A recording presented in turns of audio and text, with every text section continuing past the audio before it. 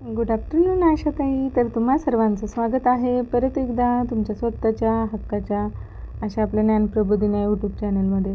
तर मैत्रिणींनो, हा जो जुलै महिना आहे तर त्यामधील किशोरी बैठकीसाठी कुठला विषय निवडायचा किंवा कुठल्या टॉपिकवरती किशोरी बैठकीमध्ये मुलींना माहिती वगैरे द्यायची याबद्दलचा अतिशय महत्त्वाचा असा व्हिडिओ आज मी तुमच्यासाठी घेऊन आलेले आहे. त्यामुळे आशाताई, हा जर व्हिडिओ तुमच्यापर्यंत पोहोचला तर तुमच्या इतर अशा मैत्रिणींपर्यंत देखील हा व्हिडिओ पोहोचवा, कारण की या व्हिडिओमधून तुम्हाला अशी अतिशय उपयुक्त अशी माहिती मिळणार आहे की ज्याचा उपयोग तुम्ही कुठल्याही महिन्याच्या किशोरी बैठकीसाठी करू शकता.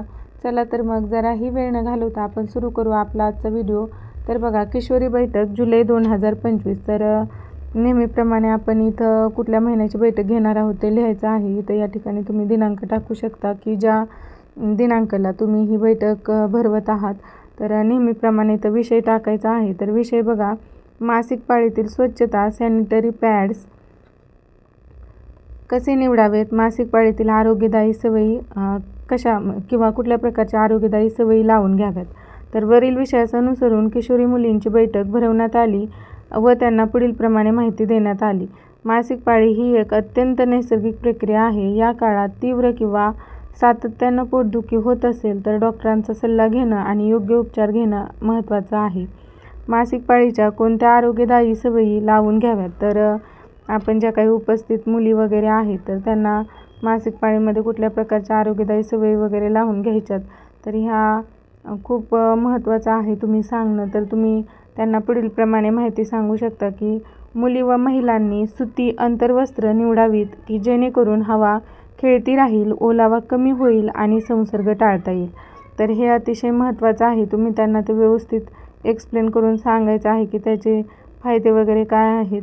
योनीचा भाग तुमच्या मासिक पाळी दरम्यान अधिक संवेदनशील असतो आणि सेविंग केल्यामुळे तिथे बारीक कट होऊ शकतो, ज्यामुळे बॅक्टेरिया आणि व्हायरल संसर्ग होण्याचा धोका वाढतो. तर हे देखील तुम्ही व्यवस्थित त्यांना समजून सांगायचं आहे की कशाप्रकारे जे काही आपले जननेंद्रिय आहे त्याची स्वच्छता वगैरे आपण ठेवायची आहे की जेणेकरून आपल्याला संसर्ग वगैरे होणार नाही किंवा जी काही आपण उत्पादने वगैरे वापरत आहोत तर ती योग्य असावीत. अशा प्रकारची व्यवस्थित माहिती आपण त्यांना द्यायची आहे. तर बघा, जर जास्त रक्तस्राव किंवा तीव्र वास येत असेल तर महिलांनी किंवा मुलींनी अशावेळी डॉक्टरांचा सल्ला घ्यावा. हे काही गंभीर आरोग्य समस्यांचे संकेत असू शकतात, दुर्लक्ष नको. तर काही वेळेस काय होतं की जे काही ब्लिडिंग वगैरे होत आहे किंवा तर त्याचा तीव्र असा वास येत असेल तर अशावेळी शांत न बसता त्या मुलीनं किंवा महिलेनं डॉक्टरांचा सल्ला घेणं आवश्यक आहे, कारण यातूनच त्यांना पुढे जाऊन काही तीव्र समस्या निर्माण होऊ शकतात. तर हे देखील आपण त्यांना व्यवस्थित समजून सांगायचं आहे.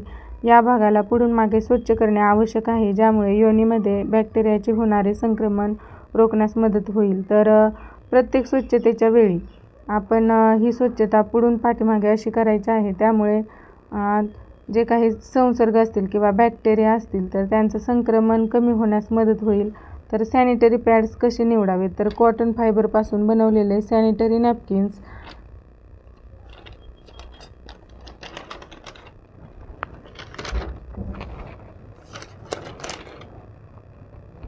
निवडायला हवेत. कापूस रक्त अधिक प्रभावीपणे शोषतो आणि कृत्रिम साहित्यांच्या तुलनेत कमी इरिटेशन निर्माण करतो. नायलॉन किंवा इतर कृत्रिम कापडांनी बनवलेले नॅपकिन्स थोडे स्वस्त असू शकतात, परंतु आरोग्य आणि आरामासाठी थोडा अधिक खर्च करणे नेहमी फायदेशीर ठरते. तर आपण त्यांना समजून सांगायचं आहे की कमी पैशातील किंवा नायलॉनचे वगैरे जर सॅनिटरी पॅड वगैरे असतील तर ते जर त्या मुली यूज करत असतील तर ते अयोग्य आहे. तर कापूस किंवा कृत्रिम म्हणजे कापसाच्या साहाय्याने तयार केलेले योग्य असे सॅनिटरी पॅड त्या मुलींनी निवडले पाहिजेत की ज्यामुळे त्यांना इरिटेशनचा धोका वगैरे होणार नाही किंवा संसर्गाचा धोका वगैरे वाढणार नाही. कारण की नायलॉन किंवा इतर जे काही कृत्रिम कापडाने बनवलेले नॅपकिन्स स्वस्त असतात, परंतु आरोग्य आणि आरामाच्या दृष्टीने जर आपण थोडासा अधिक खर्च केला तर ते पुढे जाऊन आपल्या आरोग्याच्या दृष्टीने कशाप्रकारे फायदेशीर ठरते हे आपण मुलींना समजून सांगायचं आहे. रियुजेबल कॉटन प्रॉडक्ट जसं की पिरियड पॅन्टीज आणि हायब्रिड कापडी पॅड्स जोपर्यंत प्रत्येक वापरानंतर नीट स्वच्छ करून वाळवले जात नाहीत तोपर्यंत ते वापरणे टाळलेलं बरं. तर ज्या काही पिरियडमधल्या पॅन्टीज असतील किंवा जे काही सॅनिटरी पॅड म्हणजे सॅनिटरी पॅड की जे आपण धुवून नंतर यूज करतो, तर अशा प्रकारचे जे काही पॅड वगैरे असतील तर ते जोपर्यंत आपण स्वच्छ धुवून त्याला निर्जंतुक करून आणि स्वच्छ उन्हामध्ये वाळवत नाही तोपर्यंत त्याचा पुनर्वापर करणं टाळलं पाहिजे किंवा पुनर्वापर करताना ते निर्जंतुकीकरण करून कडक उन्हात स्वच्छ वाळलेले हवेत, हे देखील आपण त्यांना पटवून सांगायचं आहे. हा पर्याय दीर्घकालीन दृष्टिकोनातून पर्यावरणपूरक आणि खर्चिकदृष्ट्या फायदेशीर असला तरी योग्य स्वच्छता न केल्यास संसर्गाचा धोका वाढू शकतो. तर अशा प्रकारे आपण त्यांना रियुजेबल जे काही कॉटन पॅड्स वगैरे आहेत किंवा पॅन्टीज आहेत ते कशाप्रकारे जर योग्यरित्या स्वच्छ केल्या नाहीत तर जरी पर्यावरणपूरक असल्या आणि खर्चिकदृष्ट्या फायदेशीर असल्या तरी देखील संसर्ग होण्याचा धोका वाढू शकतो. त्यामुळे ते कशाप्रकारे धुवून योग्यरित्या यूज करायचा हे देखील आपण त्यांना व्यवस्थित पटवून वगैरे सांगायचं आहे.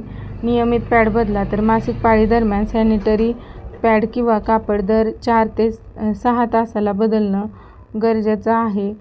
परंतु काही मुलींमध्ये जर जास्त रक्तस्राव वगैरे होत असेल तर त्यांनी 2-3 तासात ते पॅड चेंज केलं पाहिजेत. तर अशा वेळी पॅडनं जर जास्त वेळ वापरले तर संसर्ग होण्याचा धोका असतो. तर अशा प्रकारे वरीलप्रमाणे माहिती देऊन बैठक संपविण्यात आली. तर नेहमीप्रमाणे आपण शेवटी अनुक्रमणिका, उपस्थित किशोरींची नावे आणि स्वाक्षऱ्या घेणार आहोत. अशा प्रकारे जर आजचा व्हिडिओ तुम्हाला उपयुक्त वाटला व इतर कुठल्या टॉपिकवरती तुम्हाला व्हिडिओ वगैरे हवा असेल तर ते कमेंटमध्ये नक्की पाठवा. धन्यवाद ताई.